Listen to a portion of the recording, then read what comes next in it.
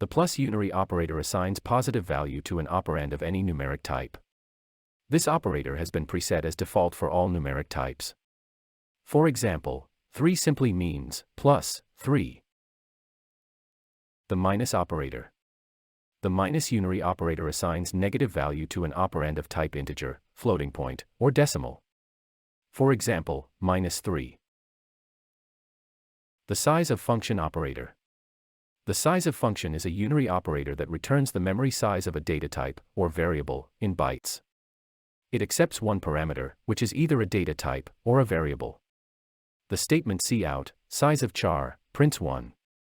Because the memory size of data type char is 1 byte. The explicit typecasting operator. It is a unary operator that helps convert one data type into another data type. There are several ways to do this in C++.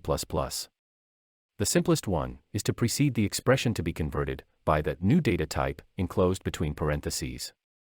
You had already seen this in the chapter on data types. Remember the example cout, float of 7 divided by 2. It prints 3.5. Otherwise, the command cout, 7 divided by 2 would have printed only 3, and not 3.5, because 7 and 2 are integers. Next is the bitwise complement operator represented by the tilde symbol. Also called the ones complement operator, the tilde symbol is a unary operator that converts the binary representation of any number from 0 to 1 or from 1 to 0. Note that the bitwise complement of any integer n is equal to minus of n plus 1. Hence, bitwise complement of 3 will be minus of 3 plus 1, which is 4. Similarly, the bitwise complement of 9 will be minus 10. Let's now look at the binary representation of 3. It is 00000011, as shown here in column 2. The bitwise complement of 3 means, convert all existing zeros to 1 and 1s to zeros. So now tilde of 3 would mean 1111, 1100, as shown in column 3. This is the binary representation of -4. So, cout 3 prints 3. And cout tilde 3 prints -4. Similarly, cout 9 prints 9. And cout tilde 9 prints -10. We just completed 2 of the major 11 types of operators: the arithmetic operators and the unary operators. We will now learn about the third major type of operator: the assignment operators. The assignment operator, equal to, is a binary operator that assigns a value on its right-hand side to a variable on the left-hand side. For example, a equal to 18.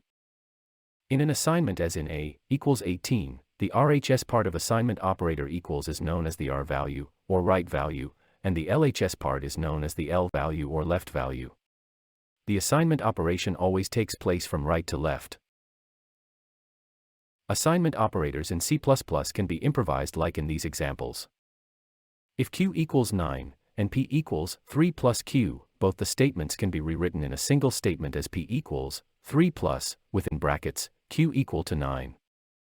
Similarly, if a equals 14, b equals 14, and c equals 14, then all three statements can be combined into a single statement by improvising it as a equals b equals c equals 14.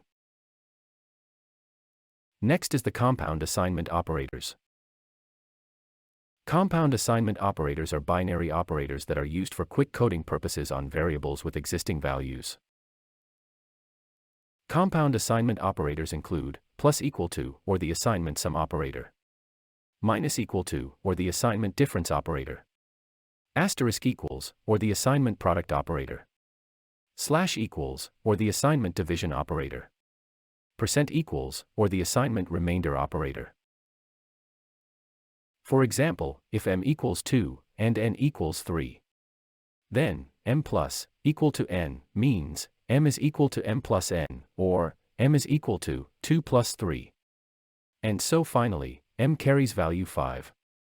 Note that value of n remains the same, that is 3. In compound assignment operators, we also have the compound assignment bitwise operators. They are binary operators that are used for operations on memory bits.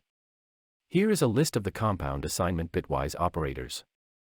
We will learn more about the bitwise operators in the final section of this chapter. Let's next write a program.